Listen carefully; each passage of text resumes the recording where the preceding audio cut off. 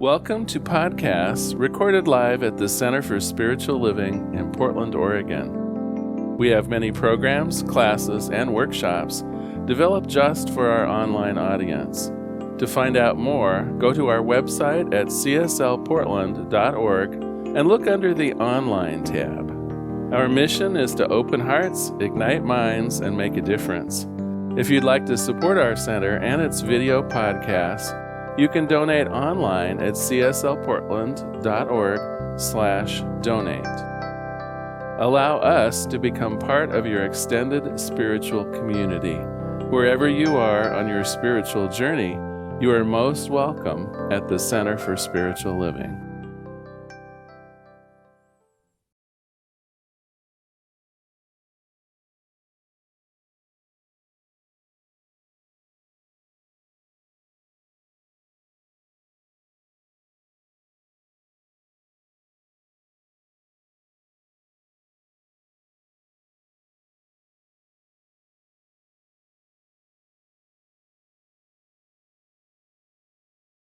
Well, I'm feeling a little vulnerable today. Of course, it could just be the necktie. It's one of those mornings when I look in the closet and I go, none of these neckties really go with everything else I have on, so, we'll just go for something startling. Welcome, everyone. So glad you're here today. We're finishing up our book, Annie Ricks Millett's book called Prosperity. This is kind of the end of our prosperity program for the year. And she has left us with a couple, I think, really important spiritual principles at the end that I want to cover with you today. One of them is, in Science of Mind terms, we would call it the law of giving and receiving. She uses a little bit different words, but we're going to cover that. And then also the law of gratitude. And so those are the two things I hope to cover with you today. Again, the aim is to make sure that we're living rich lives. And so these principles are really woven into our idea of prosperity. So first off, the law of giving and receiving. In Science of Mind terms, it simply says, that which you put out tends to be increased and returned to you. So let me say that again. That which you put out tends to be increased and returned to you. And often, too, we hear it as you give, so you grandly receive, right? That idea of we put out our vibe, we put out our money, we put out our love, and it gets returned to us and generally multiplied, right? That love that we put out gets amplified, returned to us, feels so good.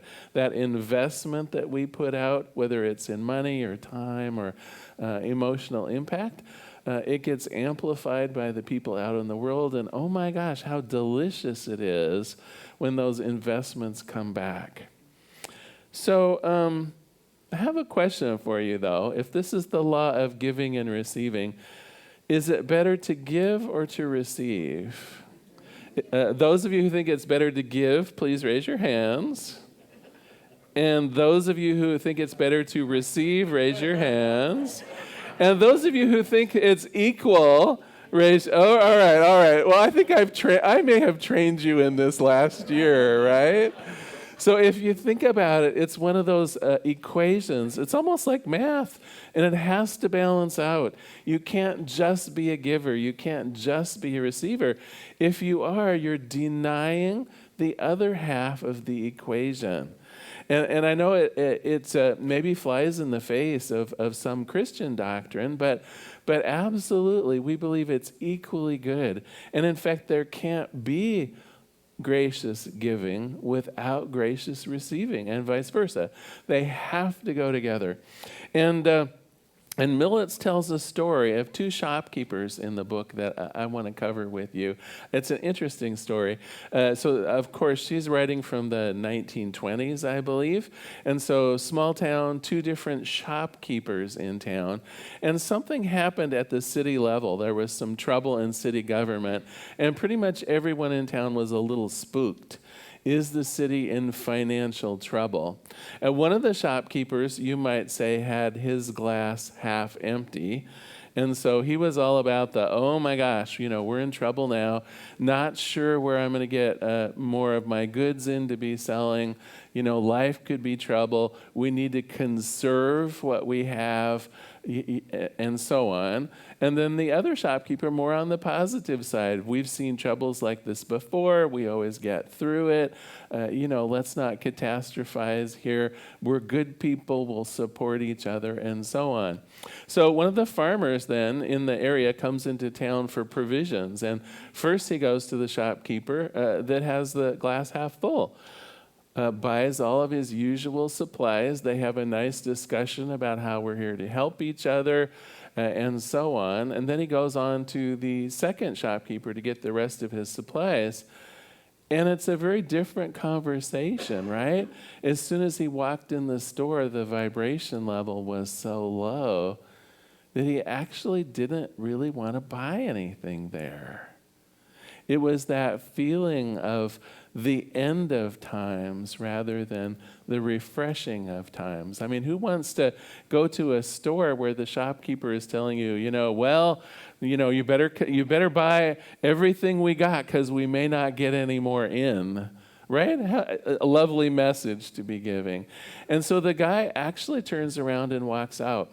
Well, as she goes on with the story, it's interesting because if you think about it, it's not just the shopkeeper that's losing out in this story, the shopkeeper whose glass was half empty, right? It's like the farmer is also missing out. That flow of good has been stopped in a way by the energy of the shopkeeper. So the farmer ends up only with really half of the supplies he needs. And if you think about it, by extension, the community also is brought down. Not everybody is getting their good. And in fact, the shopkeeper with the glass half empty probably over time is going to lose personnel and may indeed be a drag on the community as a whole if one of the two main suppliers in town gets into trouble. Have you thought about the idea of giving and receiving beyond just yourself? I think that's where we tend to focus, right? We tend to focus on the idea of, well, of course, I'm a charitable giver and I'm a gracious receiver. I love presents. I enjoy it when my life presents me with the goodness, and I participate it too. I enjoy writing checks for charity. I enjoy packing goods at the Oregon Food Bank. I enjoy giving and receiving. But have you thought this is the grease that keeps the world running? It goes well beyond just you. Your gifts and your receipts are keeping the whole balance of the universe. I know this sounds over the top, but by extension, all of us participating in gracious giving and gracious receiving, it's why the stock market can work. Now, some of you are going, what? Where did we get to the stock market? It was interesting. A few years ago, I was working with my financial planner, and it was after the technology bubble had kind of burst, and the stock market was in trouble there for a little bit. And my broker had called me and said, my financial planner, we probably ought to talk about this. I know people are really scared. A lot of people are selling their stocks, and I'm like, I'm not really worried. And he said, why not? And I said, well, you can't tell me that like Procter & Gamble, suddenly half of their buildings burned down, right? It's like they're still there. They're still making the products that people need and want. It's true, there is a fault going on in our perception of what things are worth. But those companies didn't burn down, right? I still need the toilet paper, right? It's like, I'm going to buy it. So no, I'm confident this will come back again. The stock market is our perception. The law of giving and receiving is our perception of it. And it's when we withdraw from participation in it that things get haywire, right? That supply chain thing that we're still having some trouble with right now, it's when people withdraw from that free flow of love, of energy, of goods, of money. It's when we back up that things get in trouble. Let me read just a little bit from the book here. I think she puts it very well. Ooh, if I can find the right spot. Here we go. It is foolish for us to hold back our money at a time of financial difficulty. I'm going to read that again. I hope some of you are going, what? It is foolish for us to hold back our money at a time of financial difficulty. It's as though the motorist shuts down their power before ascending the hill. But what could change this natural action of self-preservation, right? So it's self-preservation, right? We're seeing lack, so we want to hold on to things. That's what she's describing as self-preservation. What could change this natural action of self-preservation but spiritual insight and the regard for one's neighbor's welfare as equal to the regard for our own? When we pull back, not only do we suffer, but everyone suffers. I've also heard it talked about as priming the pump. And I want to use that metaphor for just a minute.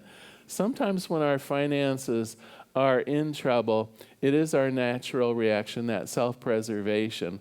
Well, okay, I'm simply not going to participate in giving and receiving anymore. I'm going to hold on to what I have, and hopefully things will get better. The suggestion of priming the pump is, no, wait a minute here. It may be that I can't give as freely as I used to, but I don't want those sources of good in my life to dry up. I'm going to keep that pump primed. I may not be able to tithe to the church or give to the charities. I may not be able to participate as much with some of the charitable activities that I work in that I used to, but I'm not backing away from it. I'm not saying that the flow has stopped, because when I say that the flow has stopped, the flow has stopped. And it's just one pipe that does the receiving and the giving. And so when you put the brakes on, you're also putting the brakes on for your own good. Okay, enough about the flow of good and giving and receiving. It's enough to know that we have to keep the world moving. And it goes just beyond us. When we withhold our energy, our love, our life, the trouble with it is it's also being withheld from us as well. On to talking about gratitude, though, and I think it's time for my joke to introduce this subject. This, I would say, is a joke to illustrate not how to be thankful, if you don't mind. So a man buys a parrot only to have it constantly swear, insult, and bite him. He tries everything to make the parrot stop: incentives, toys, affection, threats. Nothing works. At his wit's end, the man puts the parrot in the freezer. After a couple minutes, the insults do stop. The man thinks, oh dear, I've killed the poor thing. So he opens the freezer, takes the parrot out. Well, the parrot is shivering but alive, and it stammers, "Sorry for being so rude. Please forgive me." Then after a moment, the parrot quietly asks, "I'm just wondering, exactly what did the turkey do?"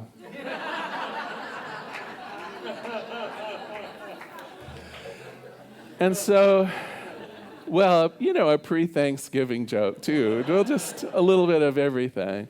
So, one can be tempted to think, just grateful that things aren't worse than they are, right? There is an avenue of, I can be grateful that that we're living the way we are because so many other people don't have it as good as I do. I'm not sure that that's actual gratitude. I know I hear people talk that way sometimes. Well, it could be worse. I should be grateful, that it's not worse than it is.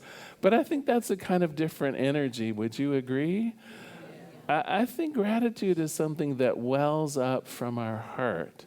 I think that gratitude is something that comes very natural to us, and it doesn't even have to be necessarily when a gift is presented to us or someone goes out of their way to be loving or caring.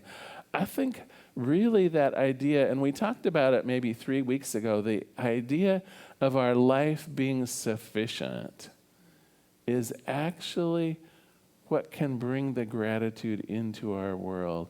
Just looking around us and realizing, I have enough of everything.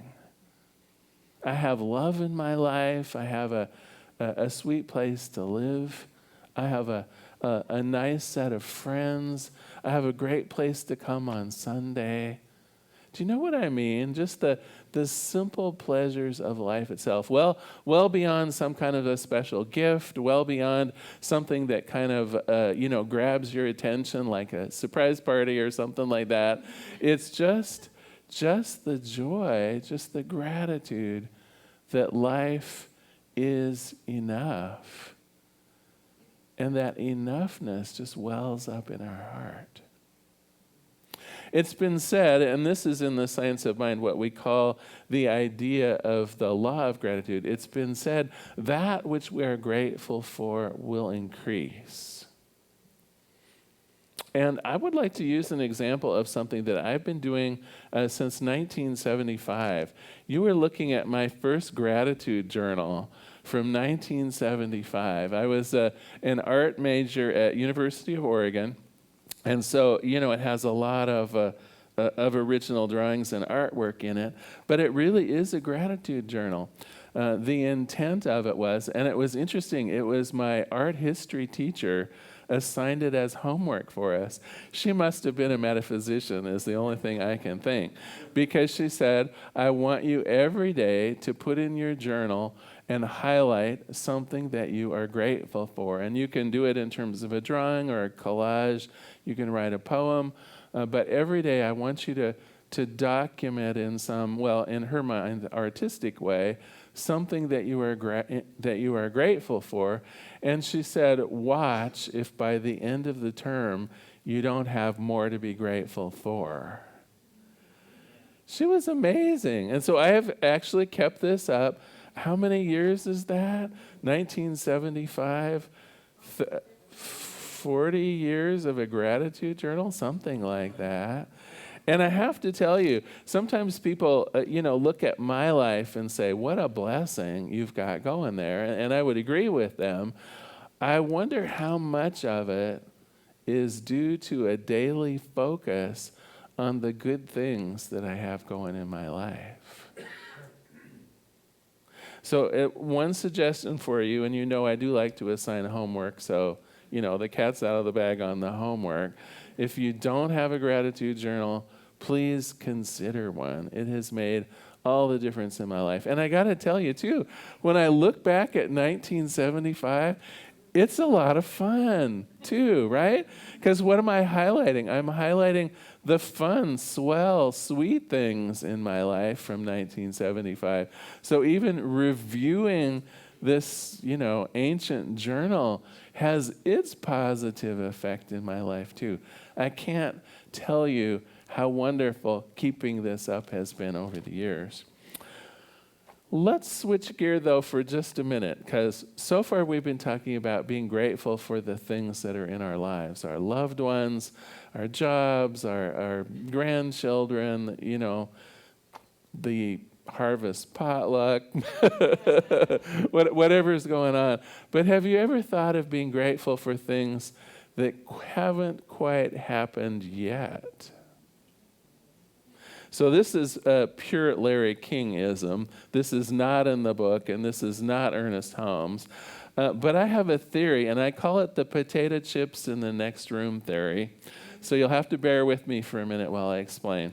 So you are sitting in front of your TV, enjoying your favorite binge watching on, I don't know, Amazon Prime or whatever it is. You're maybe halfway through The Crown or whatever fabulous program you're watching, and you think to yourself, I'd really like a snack. Okay, so the potato chips are in the next room. They're not available to you right now, right? In theory, they're not even yours yet because you're not munching on them. But don't you feel pretty confident that you can get up out of that chair and go into the next room and have those potato chips? Wouldn't you feel okay about being grateful for those potato chips even though you don't have them yet? See, in God's universe, everything is in the next room. In God's universe, everything that you could ever want, the love of your life, the joy of your life, the peace of your life, where is it? It's just in the next room. And if being grateful for something brings more of it to you, I'm thinking we ought to be grateful in advance for our good. So not only grateful for what you have, but grateful for what you're going to have. Not only grateful for the experience going on right now, but we can be grateful for that harvest potluck, even though it's in the next room, right? It's like, why not? Why not bring to us our good through anticipation? And I would offer up some evidence around this. Has anyone planned a trip in a while? Isn't it as delightful planning the trip almost as it is going on the trip? It's because you're bringing that law of gratitude in. You're envisioning yourself at Disney World or wherever it is. You're envisioning yourself getting off the plane in Paris or whatever it might be. And you're planning the hotels and you're doing all of the things and you're putting yourself in it. You're reaching into that other room. It isn't yours yet. But you can taste it, you can feel it, you know that it's yours, you know you're going to experience it. There's no doubt in your mind. I mean, occasionally we might purchase travel insurance just in case, but in our heart we're already there, even though it's in the next room.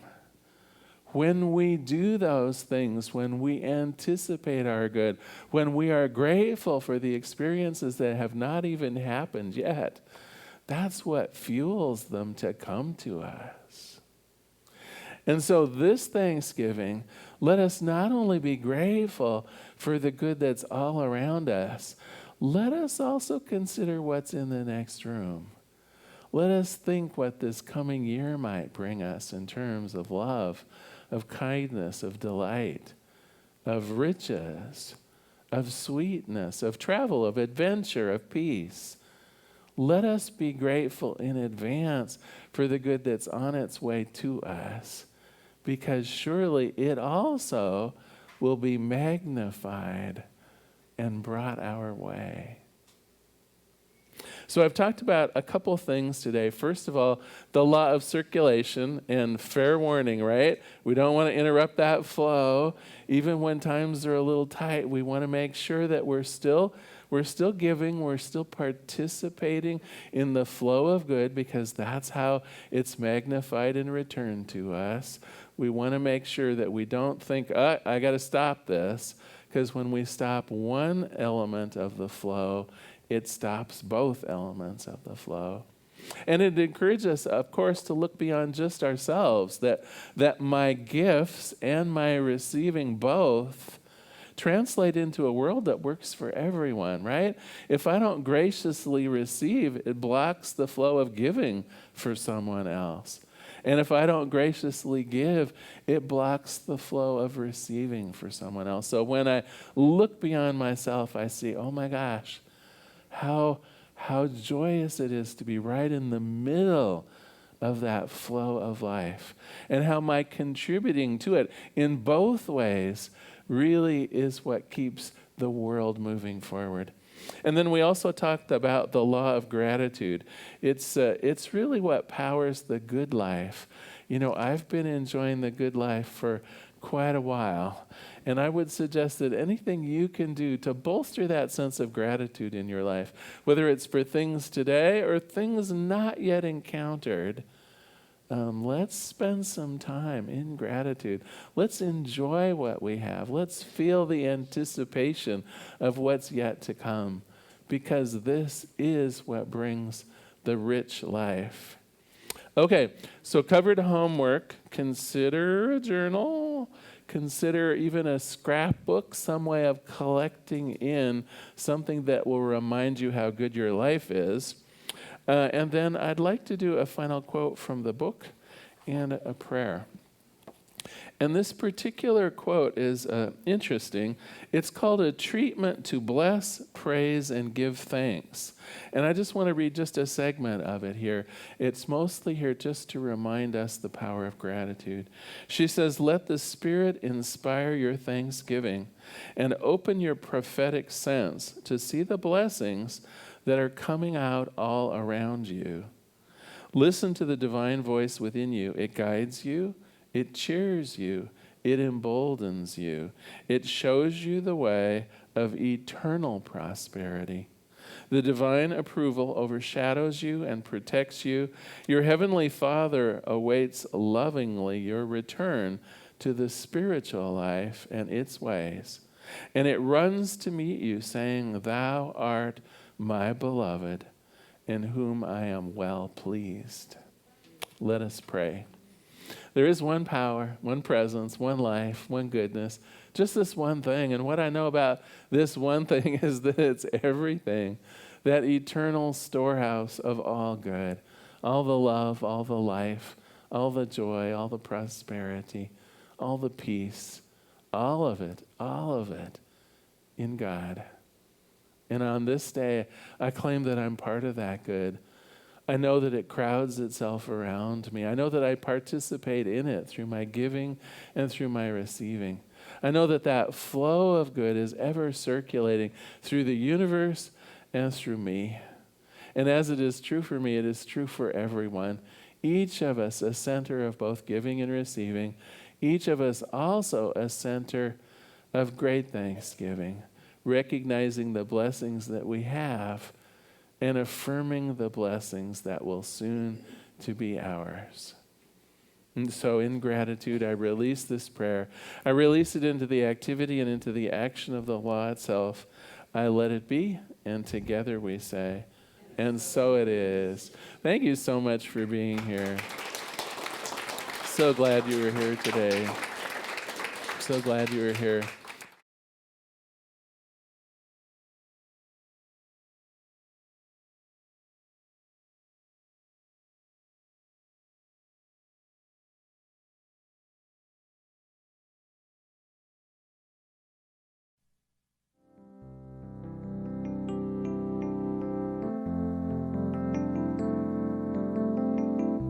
If you happen to be in the Portland, Oregon area, we'd love to have you visit in person. The Portland Center for Spiritual Living is located at 6211 Northeast Martin Luther King Jr. Boulevard.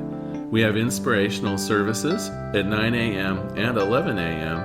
every Sunday. We also have many programs, classes, and workshops developed just for our online audience.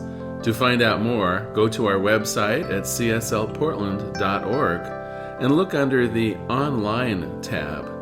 We have a variety of content dedicated specifically for our online listeners. Our mission is to open hearts, ignite minds, and make a difference. If you'd like to support our center, you can donate online at cslportland.org/donate. Our website is also the place to learn more about what's going on at the center or to contact us.